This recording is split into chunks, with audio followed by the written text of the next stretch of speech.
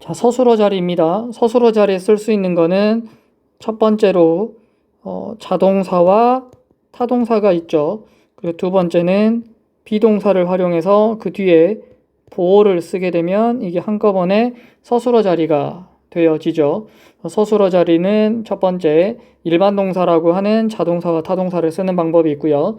두 번째로 비동사에 보어를 더해줘서 서술어 자리를 구성하는 방법이 있습니다. 자, 그러면 우리는 이번에 밑에서 보다시피 자동사와 타동사의 종류들에 대해서 한번 해볼 건데요. 그러면 먼저 이걸 수업하기 전에 자동사와 타동사를 왜 해야 되는지부터 우리가 설명을 좀 해보도록 할게요. 자동사와 타동사를 암기하지 않고 혹은 이해를 하지 못한다면 우리가 총 4가지의 문제가 발생하는데요. 첫 번째, 자동사와 타동사를 이해하지 못했으니 자동사와 타동사가 포기되는 거죠. 첫 번째. 그 다음 두 번째, 타동사 뒤에는 목적어가 오게 되겠고요. 자동사 뒤에는 부사가 오게 돼요. 그런데 타동사와 자동사를 구별하지 못한다면 목적어 자리와 부사 자리의 일부 또한 이해를 못하게 되는 거기 때문에 여기서 두 번째 문제가 발생합니다. 그리고 세 번째, 우리가 문제에서 어법 문제를 많이 만나게 되는데 어법 문제에서 우리가 동사를 암기하지 못하면 틀리게 되고요. 네 번째, 여러분들이 많이 느낄 건데 문법이 약한 학생들은 해석의 정확성이 일단 떨어집니다.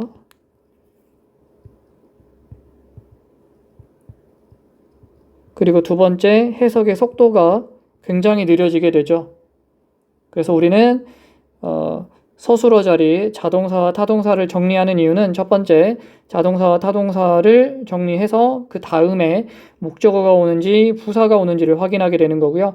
어법 문제에서 언급되는 부분이기 때문에 어법 문제에서 당연히 문제 맞춰야 되겠죠. 그리고 동사가 되게 중요한 문장의 성분이기 때문에 동사로 인해서 문장 성분들이 결정되는 거거든요. 그래서 해석의 정확성과 속도를 위해서는 반드시 우리가 동사 섹션을 공부해야만 합니다.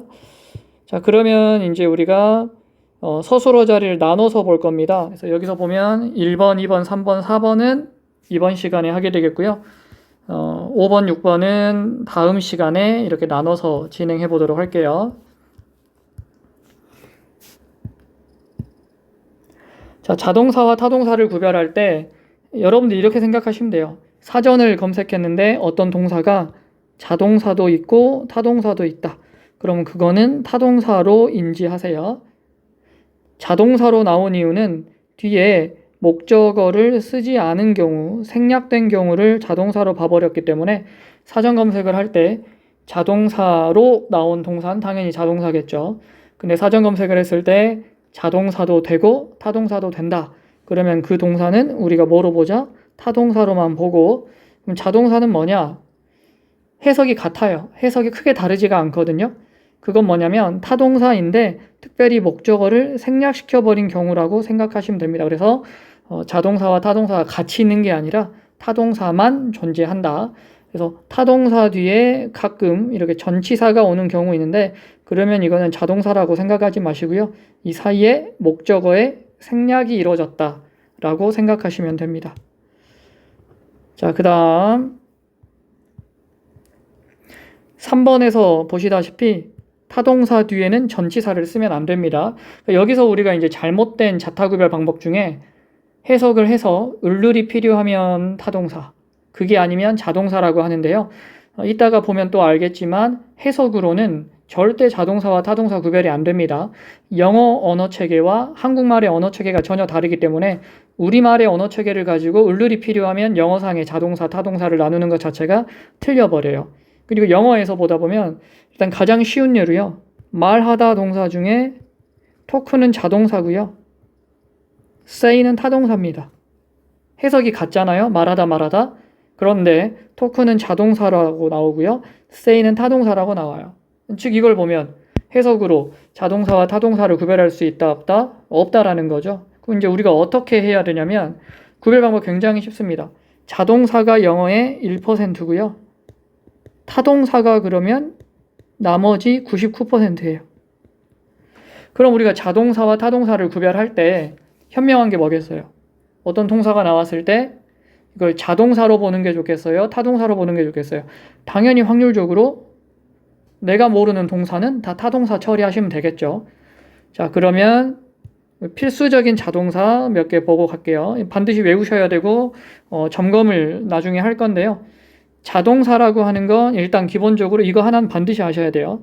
자동사라고 하는 건 그 뒤에 명사, 즉 목적어를 절대 쓸 수 없습니다. 절대 목적어를 쓸 수 없습니다. 그럼 자동사라고 하는 건 뒤에 뭐가 와야 되냐? 자동사는 뒤에 뭐가 와요?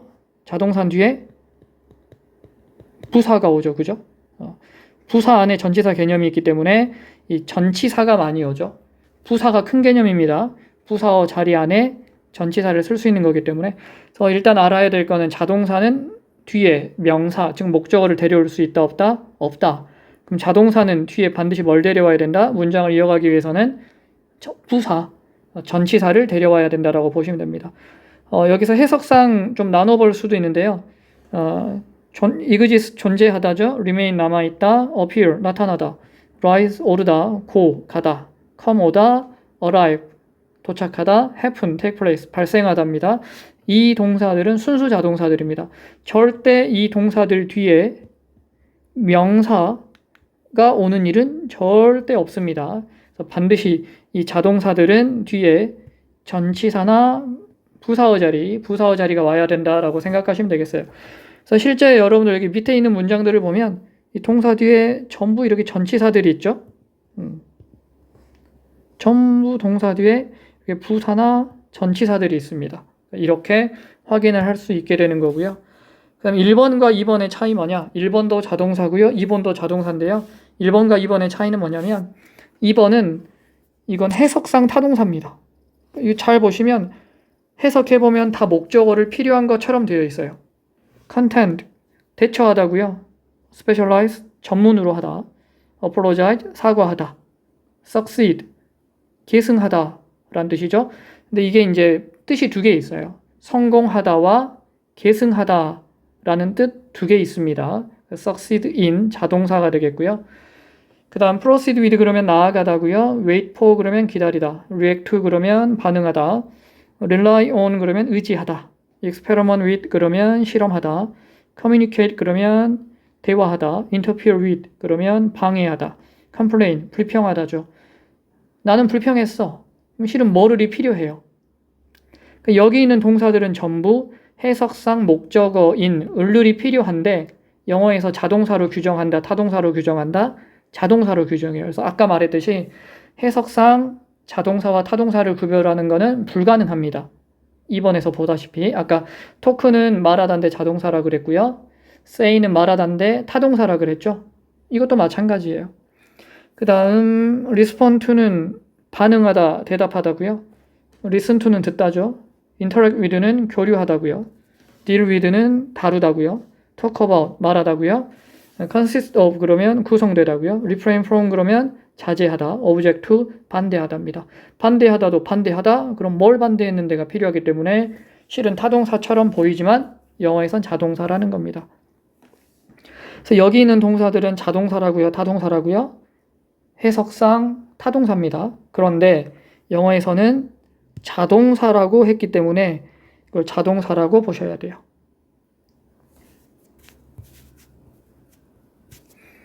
그래서 여기 있는 문장들 보면 apologize 자동사 뒤에 전치사 왔고요. complain 뒤에 about 왔고요. interfere 뒤에 with 왔죠. 그러니까 여기 있는 전치사들은 주로 이 전치사들과 많이 붙어 있어요. 확률적으로. 의미값 때문에. 그래서 전치사와 함께 기억하는 게 굉장히 좋고요. 자동사는 이게 전부라 보시면 돼요. 1번, 2번. 이거 이외에는 일단 다 타동사 처리해 주시면 됩니다. 그래서 1번, 2번 동사 반드시 여러 번 읽고 암기해서 읽혀주시는 게 좋습니다. 세 번째, 자, 여기 보시면 알 거예요. 자동사와 타동사 구별이 한국말로 무의미하다라는 걸 볼 수 있습니다. 왼쪽은 홀로 있기 때문에 타동사고요. 오른쪽들은 전치사와 함께 있기 때문에 자동사입니다. 뜻이 같아요. 참석하다, 도착하다, 기다리다, 보다, 대답하다, 질문하다, 다루다. 이렇게 뜻이 같은데 자동사와 타동사가 나뉩니다. 그래서 전치사와 함께 있는 것들이 자동사가 되겠고요. 이렇게 홀로 있는 것들이 타동사가 되어지겠죠.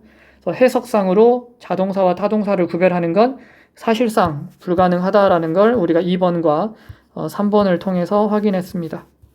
자, 그러면 이제 4번부터는 본격적으로 타동사들의 종류가 시작되는데요.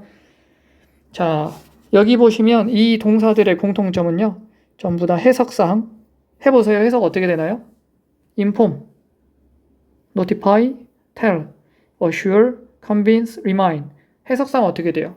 해석의 공통점은 전부 다 알리다 라는 해석의 공통점이 있죠. inform 알리다고요? notify 공지하다고요? tell 말하답니다. assure 확신시키다, 보장하다, convince 확신시키다고요? remind 상기시키답니다. 이 동사들은 공통점이 뭐냐? 목적어로 을루를 데려올 수 없고요. 누구누구에게를 데려와야 돼요. 영어에서 간접 목적어, 직접 목적어라는 개념이 쓰여지는데 우리가 간접 목적어란 개념은 누구누구에게로 쓰여졌을 때 간접 목적어라고 하고요. 직접 목적어라는 개념은 우리가 해석상 뭐뭐 을룰이라고 되어질 때 직접 목적어로 합니다. 근데 실은 직접이란 말을 쓰지 않고요. 그냥 목적어라고 많이 하죠. 우리가 평상시에 목적어라고 하면 그거는 을룰을 데려오는 직접 목적어라고 생각하시면 되고요. 특별히 간접 목적어란 말을 언급했다 그러면 주로 이 동사들 뒤일 거예요.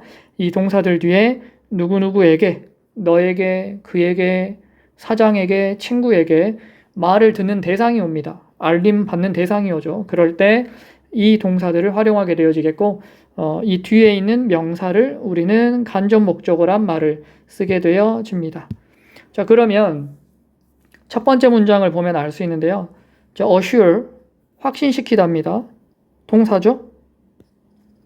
그 뒤에 모든 배를 확신시키다가 아니에요.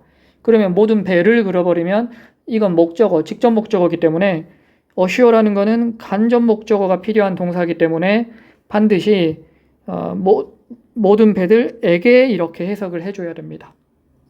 자, 그래서 지금 이 동사들이 말하는 건 뭐냐? inform, notify, tell, assure, convince, remind 이 동사들이 말하는 건 목적으로 누구누구에게가 필요하다. 뭐 이거 말고 몇 개 더 있어요. 몇 개 더 써보면 advice도 있고요. 간략히 말하다. brief도 있고요. 그래서 이런 동사들이 우리는 간목 동사라고 부를 거고요. 이렇게 생각하시면 돼요. 자, 이렇게 보죠. 해안경비대가 확신시켰다. 모든 배들에게. 그리고 뒤에 게 없다 칩시다. 그럼 이렇게 돼버리면 뭘 확신시켰는지가 없잖아요. 이럴 때 우리가 반드시 뭘 써줘야 되냐면 이렇게 돼요. 간접 목적어가 오면 그 뒤에 요 네 가지 중에 하나를 반드시 넣어줘야 돼요. 그래서 전치사는 주로 두 개를 써요. of하고 about. 해석은 뭐뭐에 관해라고 합니다. 그래서 이렇게 기억하시면 돼요. 간목동사 암기하시고요. 간목동사 뒤에는 목적으로 누구에게로 해석되는 간접 목적어 옵니다. 그리고 그 뒤에는 반드시 네 개 중에 하나. 전치사, to do, that, wh 네 개 중에 하나가 오고 문장이 길어진다라고 보시면 됩니다. 그래서 밑에 있는 문장들 보시면 다 그렇게 되어 있어요. 상기시켜라 간접 목적어 동사 왔죠. 그 다음 나에게 간접 목적어 왔죠. 그리고 to 부정사 왔죠. 그 다음 것도 told라는 간접 목적어 동사 왔죠. 그 다음 urge라는 간접 목적어 왔죠. 그 다음 about 왔죠. 그 다음 학생들이라는 간접 목적어 뒤에 of 왔죠. 그 다음은 나에게라는 간접 목적어 뒤에 대시 왔죠. 이렇게 간목 동사는 간접 목적어 오고요. 그 다음에 이 네 가지 중에 반드시 하나를 쓰게 된다라고 생각하시면 돼요. 전치사는 of, about 두 개 쓰고요. 이때 of와 about은 뭐뭐에 관해, 대해 정도로 해석을 해주면 됩니다. 간목 동사 외우셔야 돼요. 몇 개 안 되기 때문에 반드시 외우시고 중요한 거는 동사 뒤에 어떤 구조를 띄는가 이게 중요합니다. 자, 그 다음 수요동사입니다. 수요동사 말 많이 들어봤을 거예요. 우리가 간목동사는 해석의 공통점이 뭐였죠? 알리다였죠. 수요동사는 공통점이 뭐냐? 해석해보면 어떻게 돼요? 공통점이 전부 다 주다입니다. 그래서 얘네들은 주다기 때문에 누구에게 뭘 줬는지가 오는 동사예요. 그래서 수요 동사는 되게 특이한 게 뭐냐면 원래 영어는 명사와 명사가 붙어 있지 않아요. 일반적으로 명사랑 명사 붙어 있으면 틀린 문장 많거든요. 근데 수요 동사에서는 이 동사들 뒤에는 목적어가 두 개 나와요. 간접 목적어 하나 나오고요. 그 다음 두 번째 직접 목적어 하나 이렇게 나옵니다. 그러니까 총 목적어가 두 개 되죠. 순서 바뀌면 안 됩니다. 혹시 이것들이 순서가 바뀌어가지고 간접 목적어가 나오지 않고 직접 목적어가 먼저 나왔다. 그러면 뒤에 간접 목적어 이렇게 오면 문장 틀립니다. 그래서 반드시 이 사이에 전치사를 써주게 되어져요. 이해하셨죠? 수요 동사는 어순이 간목, 직목이다, 직목, 간목이다. 반드시 간목 오고 직목 와야 돼요. 이렇게 직목이 먼저 오면 간목이 올 수 없어요. 그랬을 때는 이 사이에 전치사 써줘야 돼요. 뭐 to나 for 이런 전치사들 써줘야 됩니다. 자, 그러면 수요 동사 봅시다. give 주다고요. offer 제공하다고요. send 보내다고요. bring 가져다 주다. make 만들다 아니에요. 수요 동사이기 때문에 만들다가 아니라 만들어 주다 이렇게 해야 돼요. 근데 이제 이런 친구들이 있어요. make는 사역 동사 아닌가 할 때 있는데 동사는 종류가 여러 개예요. 얘가 즉 삼형식 뭐뭐를 만들다 그러면 삼형식이 되는 거고요. 그럼 수요 동사 누구에게 뭐를 주다 이렇게 쓸 때도 있고요. 자, 그 다음에 오형식 동사죠. 뭐뭐가 뭐뭐 하도록 하다. 이러면 오형식 동사죠. 그래서 동사는 한 가지 용법으로만 쓰이는 게 아니라 다양한 용법, 특히나 이렇게 make나 get은 굉장히 다양한 용법으로 쓰이기 때문에 동사 뒷자리를 잘 봐야 됩니다. 동사 뒤가 어떻게 생겼는지를 잘 보셔야 돼요. 자, 그래서 보면 전부 다 동사들이 주다고요. get은 이게 얻다 그러면 안 돼요. 얻다 그러면 그냥 타동사고요. 주다입니다. 그래서 show도 보다 아니에요. 보다는 look at이나 see를 쓰는 거고요. show 그러면 보여주다라는 해석이 돼요. 자, 그러면 수요 동사 같은 경우는 지금 보시다시피 목적어가 전부 두 개예요. 잘 보세요. bring이란 동사 뒤에 나에게 책을 목적어 두 개죠. 그 다음 두 번째 문장 제공하다 뒤에 비서에게 일자리를 목적어 두 개죠. 그 다음 나는 만들어줬다 아버지에게 새로운 정장을 목적어 두 개죠. 즉 여기서 보시면 made란 동사 뒤에 명사가 두 개 나와요. 이렇게 명사 하나, 명사 두 개. 원래 영어에는 명사, 명사 붙는 경우가 굉장히 드뭅니다. 그러니까 이 경우에요. 수요 동사 뒤에 이렇게 명사가 붙어 있게 되는 경우가 생기는 거죠.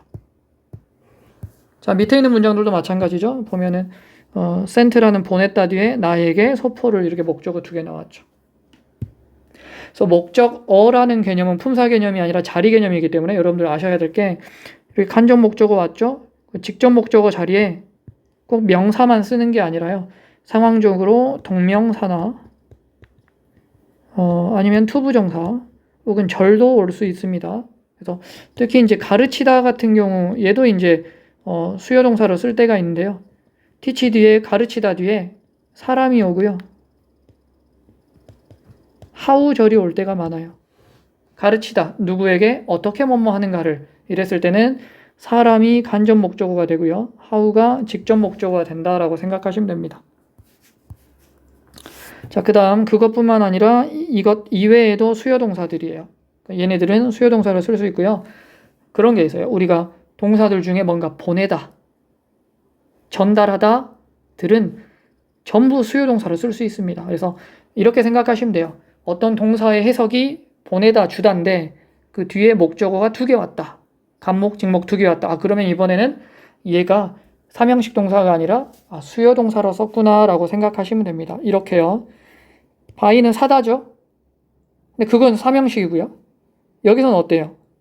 사다가 아니라 그럼 이거 형을 사다잖아요. 나는 사다 형을. 책을 말 안 되잖아요. 이거 어떻게 해야 되냐? 형에게 책을 사주다예요. 사주다. 수요 동사죠. 이렇게 목적어를 두 개 데려올 수 있다라고 생각하시면 됩니다.